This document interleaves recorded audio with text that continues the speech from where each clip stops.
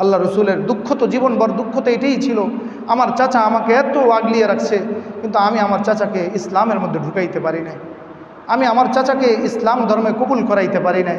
যদি আমার চাচাকে ইসলাম ধর্ম কবুল করাইতে পারতাম, তাহলে হাসরের ময়দানে যে কোনো মূল্যে আমি আল্লাহ থেকে যে কোনো মূল্যে আমার চাচাকে জান্নাতে নিয়ে যেতাম। আবু তালেব যখন মরতে লাগছে, তখন আল্লাহ রসুল যায় বলতেছে, চাচা শেষ, একেবারেই শেষ সময় আছে, চলে যাবেন আমি জানি, আপনি একবার কালেমাটা পড়েন। আবু তালেব চেহারা ফিরিয়ে ফেলছে। এবার চাচা আবার বলতেছে, ভাতিজা আবার বলতেছে, আচ্ছা চাচা আমনে আমার কানে কানে একবার কন, খালি একবার কইবেন, আপনি কিচ্ছু করতে হবে না, আপনি আর আমি আর আল্লাহ শুনবে, আর পৃথিবীর কোনো মানুষই জানবে না আপনি যে কালেমা পড়ছেন। এই কথা আমি পৃথিবীর কোনো মানুষকেই বলবো না, শুধু আপনি আর আমি আর আমার মাওলা জানবে। তখনও চাচা কেউ ঘাটটা ঘুরায় ফেলছে। এবার আল্লাহ রসুল বলে, চাচা শেষ আরজি, আমি কালেমাটা মুখে আমি বলবো, আপনি শুধু মনে মনে আমার কালেমার সাথে ঠোঁটটা মিলাইবেন, আপনি শুধু মনে মনে আমার কালিমার সাথে ঠোঁটটা মিলাইবেন, লা ইলাহা ইল্লাল্লাহু মুহাম্মাদুর রাসূলুল্লাহ। আমি শুধু এটা মুখে বলবো, আপনি মনে মনে কইবেন, বাস এতটুকুই যথেষ্ট, আমি হাসরের ময়দানে যে কোনো মূল্যে আপনাকে জান্নাতে নিয়ে যাব।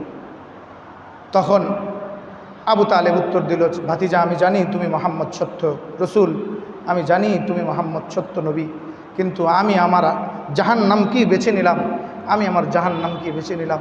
এই কথা বলার পর আল্লাহ রসুল কান্নায় এত ভেঙে পড়ছে, কানতে কানতে এত দুর্বল হয়ে পড়ছে। তখন আল্লাহ তাআলা জিবরাইলকে পাঠিয়ে দিয়া বলে, ওগো নবী মুহাম্মদ, হেদায়েত তো আপনার হাতে না, হেদায়েত আমার হাতে। কাকে আমি দ্বীনের জন্য নিব, কাকে আমি দ্বীনের জন্য নিব না, এটার ফয়সালা একমাত্র আমি আল্লাহ তাআলার। আপনি হাজারো চেষ্টা করলে আপনার চাচা কালেমা পড়বে না, কারণ আমার আসমান থেকে তো এখনও পর্যন্ত ফয়সালা হয় নাই। আমার ফয়সালাই ছিল আপনার চাচা কালেমা না পড়েই মারা যাবে। এই জন্য কাফেরদের মধ্যে সবচেয়ে কম শাস্তি দেওয়া হবে আবু তালেবকে, কাফেরদের মধ্যে সবচেয়ে কম শাস্তি দেওয়া হবে আবু তালেবকে। আল্লাহ রসুল মেরাজের রাত্রে জাহান্নামে দুইটা দেখা আসছে, আবু তালেবের শাস্তি কি হবে। আবু তালেবকে আগুনের এক জোড়া জুতা পরায় দেওয়া হবে, আগুনের জুতাই আবু তালেবের শাস্তি, আর আবু তালেবকে জাহান্নামে কোনো শাস্তি দেওয়া হবে না। যেই জুতাগুলা পরার সাথে সাথে মাথার মগজগুলা ভাতের মতন উতরাইতে থাকবে, এই শাস্তি আবু তালেব। এই জন্য নবী মুহাম্মদ ছিল সবচাইতে পৃথিবীর সবচেয়ে উন্নত বংশের। তার নসলের দিকে তাকান, তার বাবার দিকে তাকান, তার বাবার নাম ছিল, নবী মুহাম্মদের বাবার নাম ছিল কি, মুহাম্মদ বিন আবদুল্লাহ। আবদুল্লাহর বাবার নাম ছিল কি, আবদুল্লাহ বিন আব্দুল মুত্তালিব। আব্দুল মুত্তালিবের বাবার নাম ছিল কি, আব্দুল মুত্তালিব বিন হাশেম। হাশেমের বাবার নাম ছিল কি, হাশেম বিন আব্দে মানাফ। আব্দে মানাফের বাবার নাম ছিল কি, আব্দে মানাফ বিন কুসাই। কুসাইবের বাবার নাম ছিল কি, কুসাই বিন কেলাব। কেলাবের বাবার নাম ছিল কি, কেলাব বিন মুর্রা। মুর্রার বাবার নাম ছিল কি, মুর্রা বিন কাআব। কাআবের বাবার নাম ছিল কি, কাআব বিন লুয়াইব। লুয়াইবের বাবার নাম ছিল কি, লুয়াইব বিন গালেব। গালেবের বাবার নাম ছিল কি, গালেব বিন ফাহার। ফাহারের বাবার নাম ছিল কি, ফাহার বিন কেনানা। কেনানার বাবার নাম ছিল কেনানা বিন মুদরিকা। মুদরিকার বাবার নাম ছিল কি, মুদরিকা বিন খুজাইমা। খুজাইমার বাবার নাম ছিল কি, খুজাইমা বিন ইলিয়াস। ইলিয়াসের বাবার নাম ছিল কি, ইলিয়াস বিন মুজর। মুজরের বাবার নাম ছিল কি, মুজর বিন নজর। নজরের বাবার নাম ছিল কি, নজর বিন মাআদ। মাআদের বাবার নাম ছিল কি, মাআদ বিন আদনান। এই 21 জন বাবার নাম বলছি। কয়জন? 21টা বাবার নাম বলছি।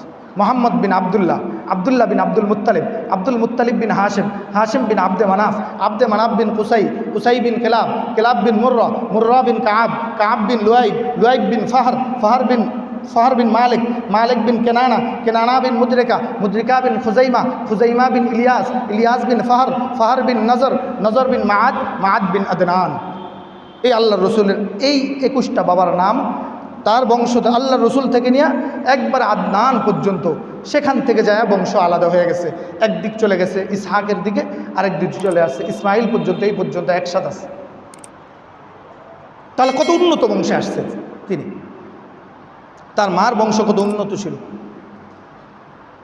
5 সিঁড়িতে যায় তার মার বংশ আর বাবার বংশ এক হয়ে যায়।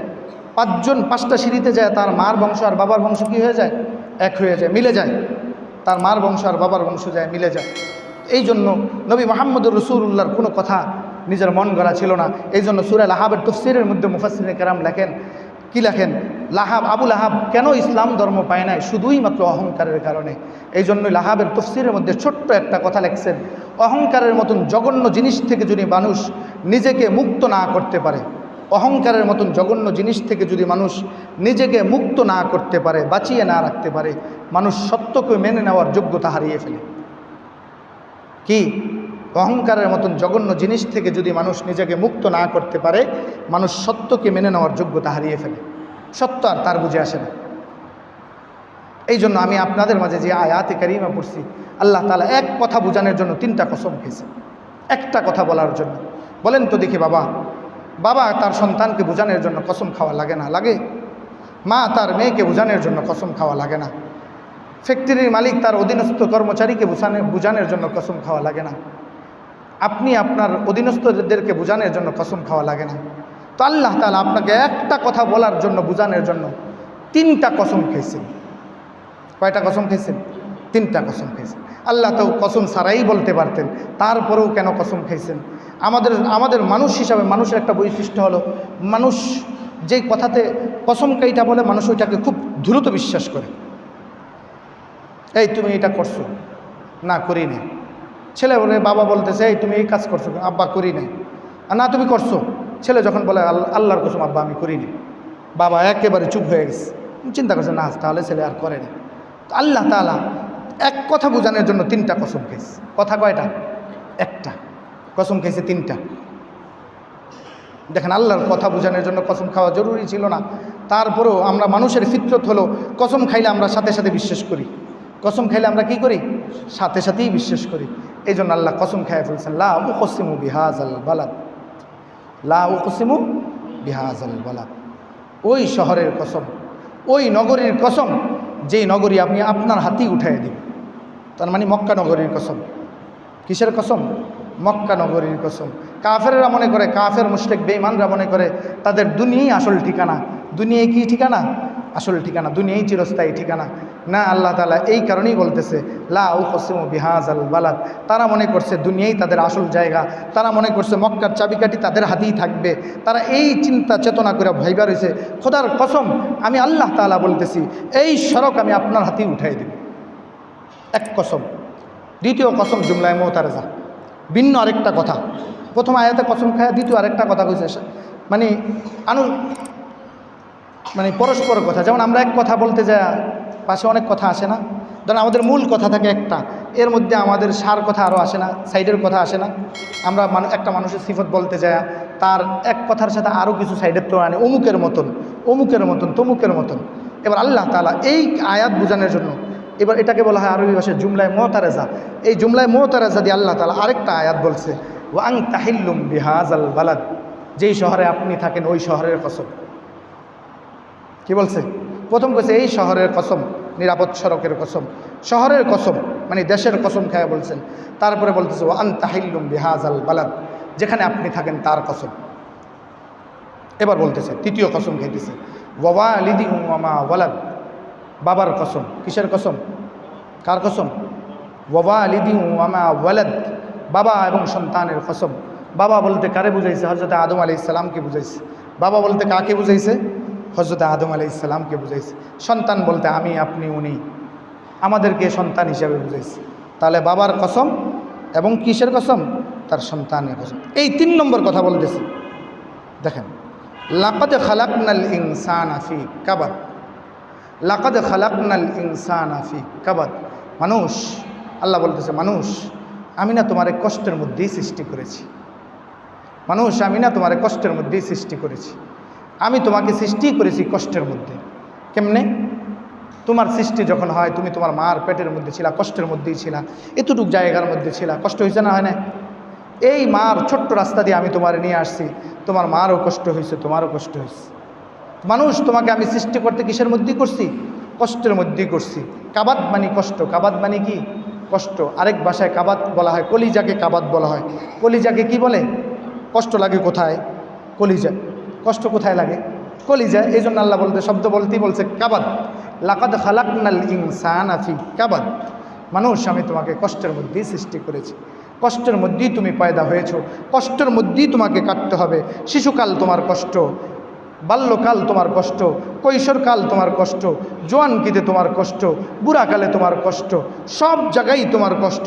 ব্যবসা করতেছো, ব্যবসাতে কষ্ট। কুলিগিরি করতেছে, তাতে কষ্ট না? কষ্ট না? কষ্ট। রিক্সাওয়ালা রিক্সা চালাইছে, তাতে কষ্ট। সিএনজিওয়ালা সিএনজি চালাচ্ছে, তাতে কষ্ট। গার্মেন্টসওয়ালা গার্মেন্টস চালাচ্ছে, সেখানেও কষ্ট। তাহলে দিন মজুরি করতেছে, সেখানে কষ্ট। মেতরগিরি করতেছে, সেখানে কষ্ট। সবজিওয়ালা সবজি বিক্রি করতেছে, সেখানে কষ্ট। আমওয়ালা আম বিক্রি করতেছে, সেখানেও কষ্ট। আল্লাহ তাআলা বলে আমি তোমাকে কষ্টের মধ্যেই বানিয়েছি। পুলিশের চাকরি, এটাও কষ্ট। পুলিশের চাকরি, ওসির চাকরি আরও। পুলিশ যদি মনে করে ওসির কোনো কষ্ট নাই, আমি বলবো ওসির হইল পুলিশের চেয়ে 10 গুণ বেশি কষ্ট। ওসি যদি চিন্তা করে এসপির কোনো কষ্ট নাই, তাহলে আমি বলবো এসপির কষ্ট ওসির চেয়ে 20 গুণ। এসপি যদি মনে করে এমপির কোনো কষ্ট নাই, আমি বলবো এমপির কষ্ট আরও 30 গুণ। এমপি যদি মনে করে মন্ত্রীর কোনো কষ্ট নাই, আমি বলবো মন্ত্রীর কষ্ট আরও 50 গুণ। তো মানুষ কষ্টের মধ্যেই আছে। আর যারা দুনিয়াকে আরাম আয়েশের জায়গা মনে করে, তারা এক সময় ভাইগা যেতে হয়। তার এক সময় কি যেতে হয়? দেখেন না 16 বছরে যারা আরামের জায়গায় মনে করছে তারা আছে, এখন আছে? তারা আছে? দুনিয়াকে যারা স্থায়ী ঠিকানা মনে করে, এটাই আমাদের আরামের জায়গা, তারা বেশি দিন লাস্টিং করে না। তারা এক সময় ভাইগা যেমন লাগে। 16 বছর আরাম করছে, বুঝছেন? 16টা বছর আরাম করছে। 16 বছরের আরাম একদিনের ভাগার সময় সব ভুলে গেছে। ভাগার যে একটা যন্ত্রণা ছিল, ওই যন্ত্রণাতে 16 বছরের আরাম পুরাটাই ভুলে গেছে।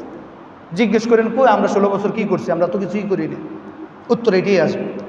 তারা 16 বছরের কষ্ট, 16 বছরের আরাম একদিনের কষ্টে সব ভুলে গেছে। এই জন্য দুনিয়ার 70 বছরের হায়াত, দুনিয়ার 70 বছরের আরাম জাহান্নামের একদিনের কষ্টে সে বলবে আমি দুনিয়াতে কোনোদিন আরামেই ছিলাম না। আবার দুনিয়ার 70 বছরের কষ্ট জান্নাতের এক তীব্র ঠান্ডা বাতাসে সে বলবে আমার দুনিয়াতে কোনোদিন কষ্টই হয়নি। তা আল্লাহ বলতেছে লাকাদ খালাকনাল ইনসানা ফি কাবাদ, মানুষ তোমাকে আমি সৃষ্টি করেছি কষ্টের মধ্যেই। আচ্ছা বলেন দেখি, কষ্ট কয় কষ্ট? 2 কষ্ট। কষ্ট 2 কষ্ট।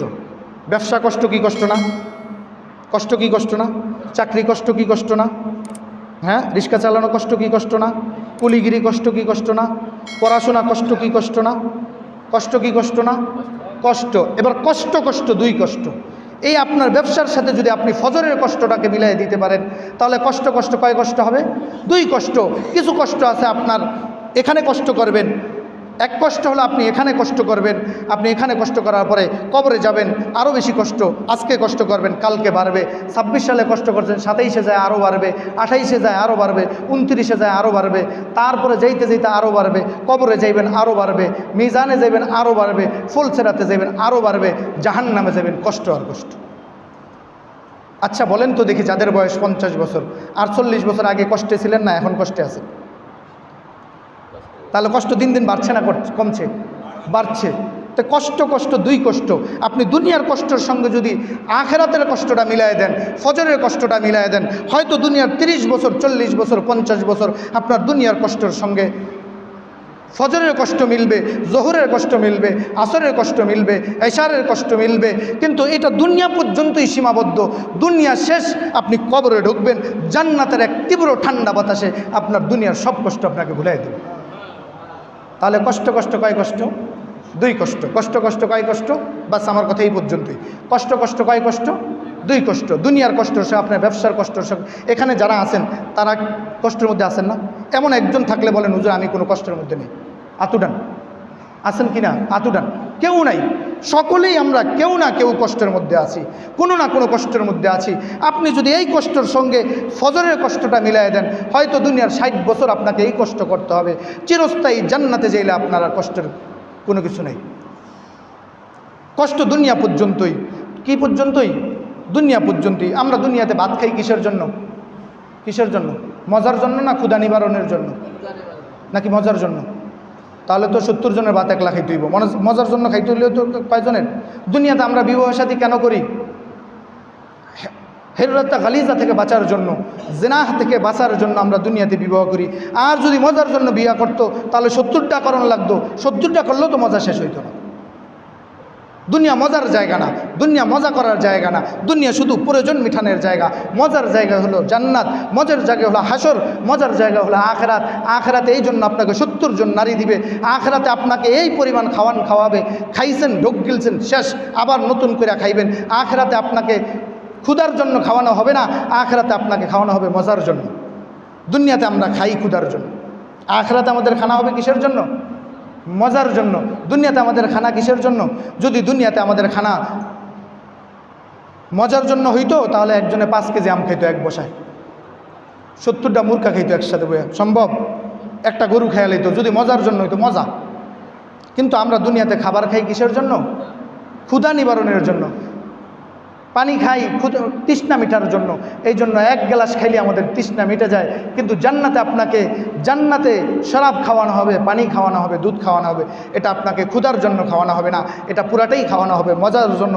এটাই আল্লাহ তাআলা বলেন ওয়াসাকাহুম রাব্বুহুম শারাবান তাহুরা, আমার জান্নাতের পবিত্র শরাব দিয়ে তোমাদেরকে মেহমানদারি করানো হবে। এক শরাবের 1 ডোক খাইবা, পুরা দেহ শীতল ঠান্ডা হয়ে যাবে।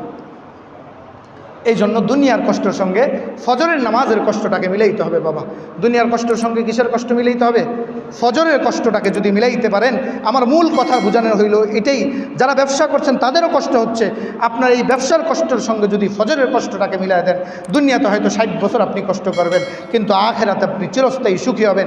আর যদি আপনি এক কষ্ট লইয়া বাইচা থাকেন, শুধু একটা কষ্ট, ব্যবসার কষ্ট নিয়ে বাইচা থাকেন, তাহলে 60 বছর কষ্ট করবেন, কবরে যায় আরও বেশি করবেন, হাসরে যায় আরও বেশি করবেন, ফুলসেরাতে যায় আরও বেশি করবেন, মিজানে যায় আরও বেশি করবেন, জাহান্নামে যায় এত কষ্টের শেষই নেই, যেই কষ্টটা আর শেষ হবে না। এই জন্য কষ্ট কয় কষ্ট? 2 কষ্ট। আমার মূল কথা হলো এটা, কষ্ট 2 কষ্ট। বাস দুনিয়ার কষ্টের সঙ্গে আপনি ফজরের কষ্টটাকে মিলান, ইনশাআল্লাহ আমরা আল্লাহ তাআলার কাছে আশাবাদী, আল্লাহ তাআলা আমাদের এই দুনিয়ার কষ্টের সঙ্গে যদি আমরা ফজরের কষ্টকে মিলাইতে পারি, আল্লাহর কাছে আমরা আশাবাদী আল্লাহ তাআলা আমাদেরকে চিরস্থায়ী ঠিকানা জান্নাতুল ফেরদাউস নসিব করবে। এই জন্য আজকে এই ঈদের দিন আমি 9 তারিখ থেকে গত জুমায় বলছি, আল্লাহর দোহাই লাগে আপনারা একটা ব্যক্তি নামাজ জামাতের সাথে ছাইরেন না। এই 9 তারিখ থেকে 13 তারিখ আসর পর্যন্ত প্রত্যেক ফরজ নামাজের পর একটা তাকবীরের কথা বলছিলাম। আপনারা কয়জন মানুষ এই তাকবীর পড়ছেন? হয়তো আজকে প্রথম পড়বেন। যারা ঈদের নামাজ পড়ছেন হেরা দিছেন, আর যারা কি পড়ছেন নামাজ 5 ওয়াক্ত পড়তেছে তারা দিছে, আর যারা না হলে শুধু ঈদ পড়ছে তারা ঈদের দিন দিছে, এছাড়া তো একদিনও দেন নাই। তাহলে আপনি তো দুনিয়ার কষ্টটাকেই মনে করছেন কষ্ট, দুনিয়াটাকেই আসল ঠিকানা মনে করছেন। না, যারা দুনিয়াকে আসল ঠিকানা মনে করে তারা এক সময় ভাইগে যাওয়া লাগে। যারা দুনিয়াকে আসল ঠিকানা মনে করে না তারা দুনিয়া থেকে, দেশ থেকে ভাইগে আর যাওয়া লাগে না। যারা দেশটাকে আসল মনে করে, এটাতে থাকবো, এটাই সব আমার আব্বার দেশ, আমার আব্বা করছে, এটাকেই যারা নিজের আসল মনে করছে তারা এক সময় ভাইগে যাওয়া লাগে, থাকতে পারে না, দুনিয়াকে ওরে থাকতে দেয় না বেশি দিন, আপনাকে আমাকেও দিবে না। এই জন্য বাবা হাতে পায়ে ধরে বলি, নামাজের 5 বেলা নামাজ পড়েন, 5 বেলা নামাজটা শুধু জামাতের সাথে পড়েন। আল্লাহর কাছে আমরা আশাবাদী আল্লাহ তাআলা আপনাকে মাফ করে দেবেন। শুধু 5 ওয়াক্ত নামাজ জামাতের সাথে পড়েন। 5 ওয়াক্তের নামাজ যদি বলেন প্রত্যেক জনের পায়ে হাতে ধরিয়া বলতে, আমি প্রত্যেক জনের পায়ে হাতে ধরিয়া বলতে রাজি। আসেন আপনার পায়ে করি আমি বলি, আপনি 5 ওয়াক্ত নামাজ পড়েন, আমি আপনাকে লেখা দিব ইনশাআল্লাহ। আপনি যদি 5 ওয়াক্ত নামাজ জামাতের সাথে পড়েন, শুধুই হালাল হারাম বাইসা চলেন, আপনি জান্নাতে নিশ্চিত চলে যাবেন ইনশাআল্লাহ, আপনি চলে যাবেন। রসুল বলছে যাতে চলে যাবেন। মিফতাহুল জান্নাতিস সালাহ, রসুল বলছে নামাজ বেহেশতের চাবি।